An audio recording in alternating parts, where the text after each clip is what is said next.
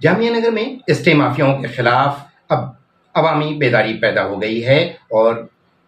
इसमें आज एक बढ़ोतरी और आई है, जिसमें इरफानुल्लाह खान ने प्रेस मीटिंग करके उन्होंने बताया कि मैं जामिया नगर इलाके की फलाह के लिए मैं एलजी साहब से मिलकर आया और जो डिमोलिशन चलती है जामिया नगर में उसे रोकने के लिए हमने एलजी साहब से मुलाकात की और क्या बातें हुई आइए जानने की कोशिश करते हैं हम। इरफानुल्लाह खान साहब ने क्या कहा और जो मेम्बरान वहाँ गए थे और जो उनकी कमेटी के मेम्बरान हैं उन लोगों से जो प्रेस मीटिंग की उसमें क्या बातें हुई आइए जानने की कोशिश करते हैं। जो हम समझते हैं जामिया नगर कोऑर्डिनेशन कमेटी कि ये किसी का जाती मामला नहीं है, जात से ऊपर उठकर इसको एक अवामी इशू बनाना चाहिए और बनना चाहिए और आप हजरात से इसकी मदद चाहिए हमें कि आप इसको अवामी इशू बने और कंस्ट्रक्टिव अप्रोच के साथ बने। ऐसा ना लगे कि हम आपस में लड़ रहे हैं, आपस में झगड़ रहे हैं। वो तो चाहते हैं कि हम आपस में यहाँ फितना होता रहे,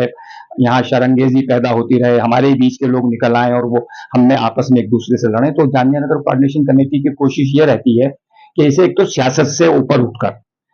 हम अपने सियासी यहाँ लोग हर पार्टी में हैं, हर जगह हैं, हर तंजीम से जुड़े हुए लोग हैं, लेकिन जब इलाके की बात आए और मिल्लत की बात आए और कम्युनिटी की का वसीतर मफाद आए तो हम उन सब से बालातर होकर इलाके की बात सोचें और जो लोग मुतासिर होते हैं वो ये ना सोचें कि ये हमारा ही सिर्फ नुकसान हुआ है, बल्कि इस इलाके में रहने वाला जामिया नगर में हर फर्द ये समझे कि मेरा नुकसान हो रहा है। तो इस अवामी तहरीक बनाने की हम लोग कोशिश कर रहे हैं इसे और इसीलिए हम चाहते हैं कि आपकी मदद चाहते हैं कि हमने बुनियाद रखी है लेफ्टिनेंट गवर्नर साहब को एक मेमोरेंडम देकर। अब इस पर मुसलसल कोशिश होगी, दिल्ली सरकार से भी बात करेंगे, जरूरत पड़ी तो सेंट्रल गवर्नमेंट से भी बात करेंगे, लेकिन उससे पहले जरूरी है कि यहाँ जमीन हमवार होनी चाहिए जामिया नगर में। रियल एस्टेट का बिजनेस सबसे अच्छा बिजनेस है,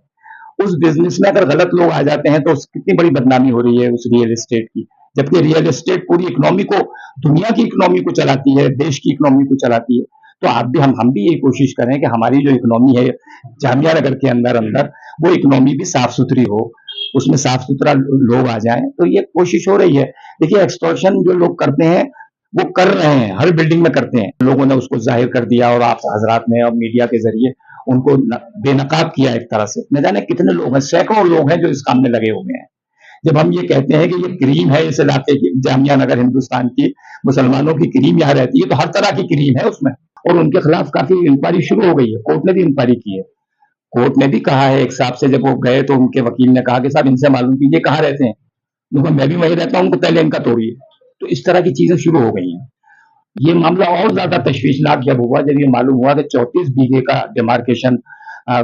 डीडीए और एमसीडी कर रही है और यूपी गवर्नमेंट जिसका इरिगेशन डिपार्टमेंट है वो भी कर रहा है और उन्होंने डिमार्केशन कर भी दिया है खलीलुल्लाह मस्जिद से लेकर और सेविंग क्लब तक और खलीलुल्लाह मस्जिद से कब्रिस्तान तक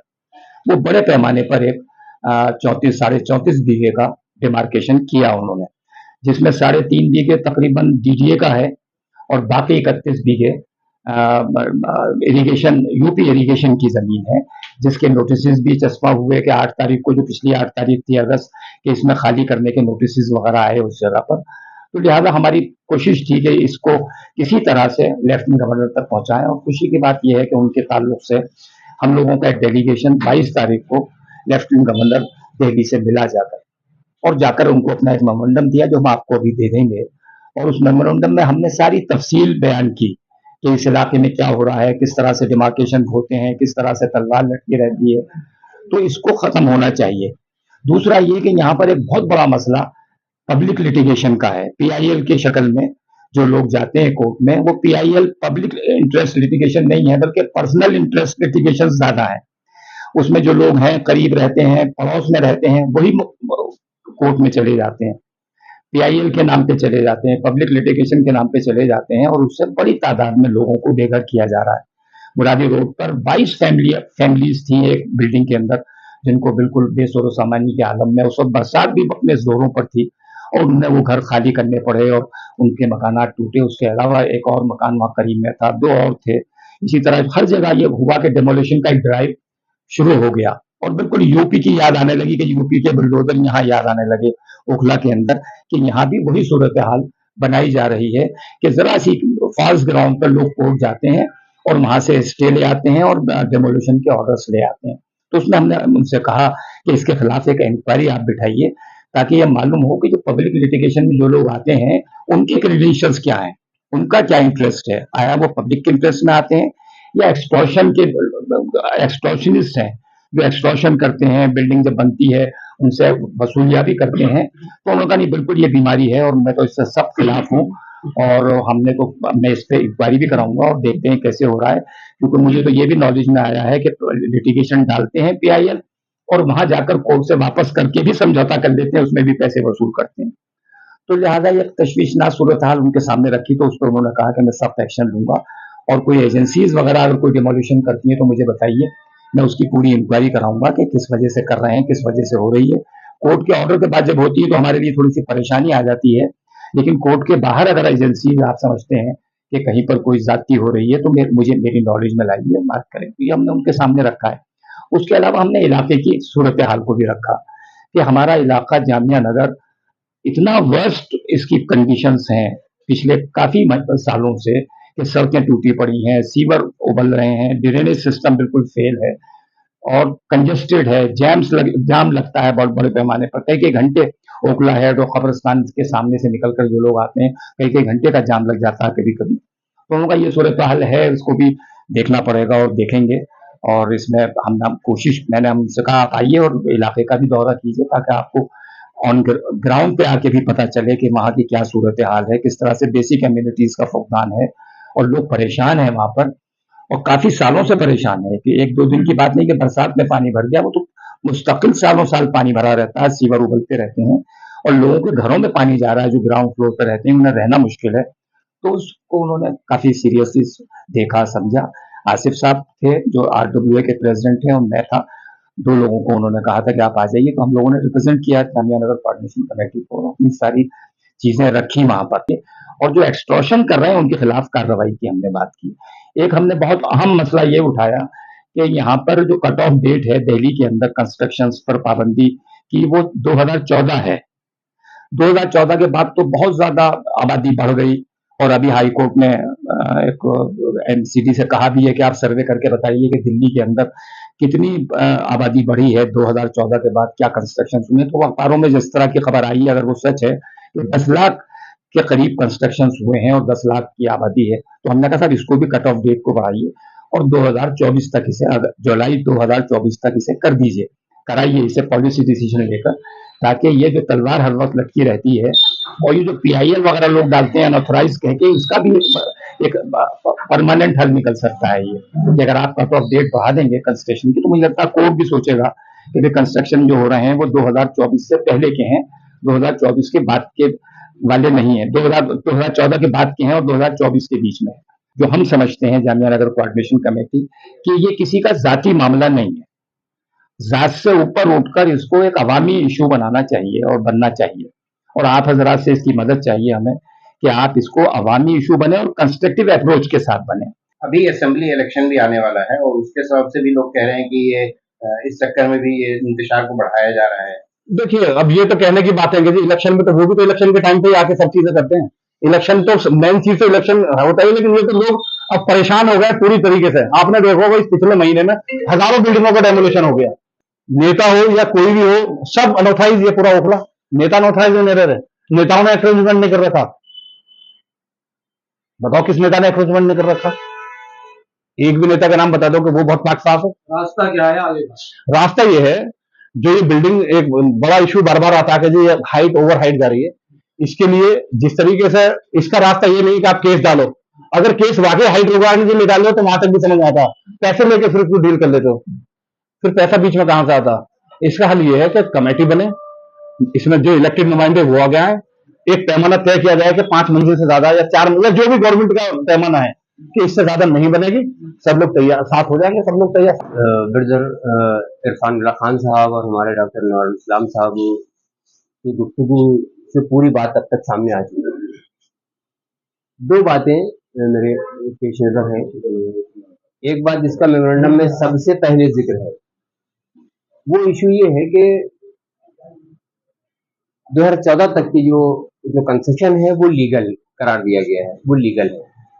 2014 के बाद के जो कंस्ट्रक्शन है वो इलीगल है, जो इलीगल तरीके से बने।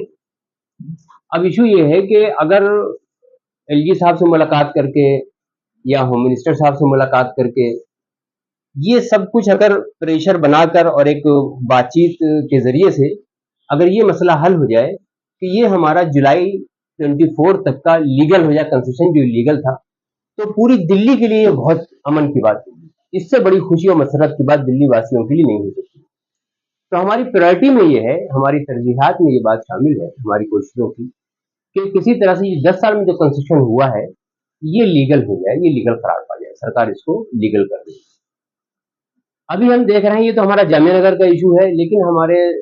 जो हम सब मेंबर हैं, हम सब लोग दिल्ली स्टेट कोऑर्डिनेशन कमेटी को भी हम लोग रिप्रेजेंट करते हैं। अभी भलसवा डेयरी में जो डिमोलिशन चल रहा है या जिसके तलवार लटकी है, रोज डिमोलिशन की बात आ रही है, 4000 से ज्यादा मकान वहां गिराए जाने, ये अफरा तफरी का माहौल है। दिल्ली के और इलाके ऐसे हैं जहां पर डिमोलिशन बिल्कुल उनके सर पर एक तलवार की तरह लटका हुआ है। तो ये और दिल्ली के मुसलमान बिलखुसूस जामिया नगर के मुसलमानों को, जामिया नगर के लोगों को अपना एक आइडियल और एक तालीम याफ्ता और एक पढ़ा लिखे लोग या इस तौर पे कि भाई ये लोग अगर आगे बढ़ेंगे तो शायद हमारे लिए कोई भले की बात होगी। तो ये हमारे लिए मसरत की बात है, खुशी की बात है कि जामिया नगर कोऑर्डिनेशन कमेटी ने इस सिलसिले में लीड किया है और ये कोशिश की है और उम्मीद है कि इंशाल्लाह इस कोशिश में कामयाबी मिलेगी। दूसरी बात जो इस मेमोरेंडम में नहीं आ सकी और हमारे यहाँ डिस्कशन और डिबेट का मौजू रही है और इससे पहले जामिया नगर कोऑर्डिनेशन कमेटी के शीला जी से बातचीत भी हुई है, वो ये है कि इसको लीगलाइज किया जाए और लीगलाइज करने में जो लो कॉस्ट रेवेन्यू है, इसको कच्ची कॉलोनियों का जो कॉस्ट है उसको गरीबों को सामने रखते हुए, कम आमदनी के लोगों को सामने रखते हुए वो कॉस्ट उनसे वसूल करके इसे ऑथराइज कर दिया। ये दो मेजर कोशिशें हमारी कंस्ट्रक्शन के सिलसिले में, बिल्डिंग के सिलसिले में, दिल्ली वासियों के सिलसिले में, ये हमारी बहुत खास है। शुक्रिया।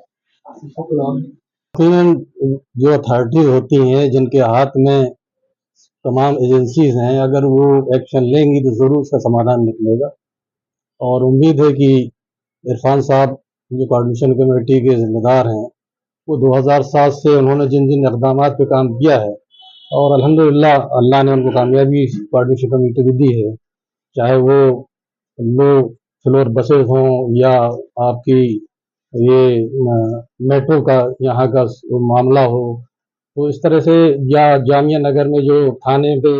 आग लगी थी उसके बाद 40-42 लोगों की FIR हुई और ड्रॉ हुई, तो अल्हम्दुलिल्लाह जो खुलूस के साथ जो इक़दाम किए जाते हैं उसका सॉल्यूशन निकलता है और उम्मीद है पहले भी 350 मीटर तक जो डेमोलिशन का ऑर्डर था यहाँ जमुना से, उस पर भी जब हम लोग LG से मिले थे उस वक्त तेजन खन्ना साहब ने उसी वक्त ऑर्डर किया था, जब हमने कहा कि आप गवर्नमेंट के अगर रूल्स के एतबार से आप तोड़ना चाहते हैं मुल्क के डेवलपमेंट के लिए तो यकीनन आप हमारे मकान तोड़ दें, लेकिन आप अगर पिक एंड चूज करेंगे ये मुनासिब नहीं है। अगर आप समझते हैं कि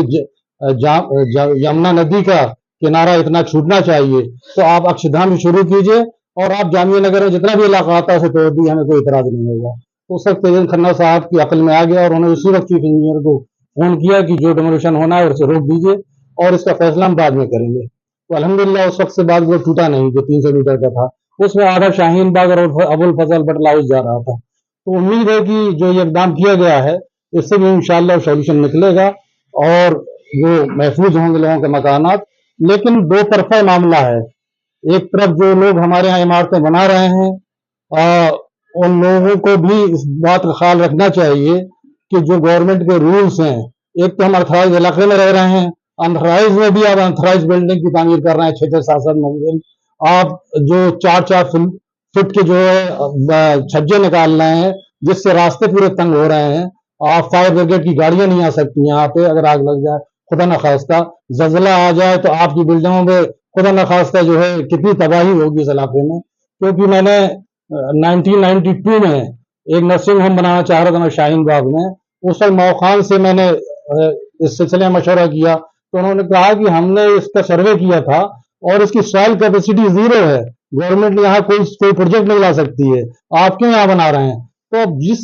जमीन की सॉइल कैपेसिटी 0 हो वहां पे 7 मंजिल 8 मंजिल मकान बनेंगे तो खुदा न खास्ता कभी भी कोई डिजास्टर हो सकता है। तो बेसमेंट भी और उसके साथ बेसमेंट भी बन रहे हैं। तो ये बात तय करनी चाहिए सिविल सोसाइटीज को, यहाँ के इलेक्टेड मेंबर्स को, और यहाँ के जो लोग भी कंस्ट्रक्शन का काम कर रहे हैं उनको बैठकर तय करना चाहिए कि गवर्नमेंट अगर 4 फ्लोर बनाने की इजाजत देती है तो सिर्फ 4 ही फ्लोर बनने चाहिए और गली में छज्जे नहीं निकलने चाहिए।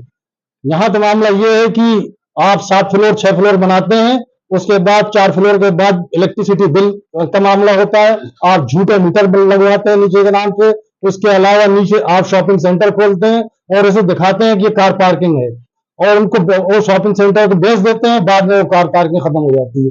तो हालात दो तरफा हैं, हमें दोनों तरफ से इस पर गौर करना चाहिए। इलाके की फलाह व बहबूद तभी हो सकती है कि तमाम लोग आपस में मिल करके इस इलाके की भलाई के लिए सोचें, न कि अपनी इकोनॉमी के। हालात ये है कि हम इस निफाक के दौर में इतने मुनाफिक हो गए हैं कि सिर्फ हम सेल्फ सेंटर्ड हैं, अपनी भलाई के लिए सिर्फ सोचते हैं। हम ये नहीं सोचते कि पड़ोसी के क्या हुकूक हैं, कम्युनिटी के क्या हुकूक हैं और हमारे माशरे के क्या हुकूक हैं। हम उम्मत वस्त बनाकर भेजे गए थे, लेकिन हमारे हालात तो ऐसे हैं कि हम यहूदियों से भी बदतर हालात हमारे हो रहे हैं कि हम जिस हालात पे चल रहे हैं, ईमान तो हमने खो ही दिया है और अपना कैरेक्टर भी खोते चले जा रहे हैं।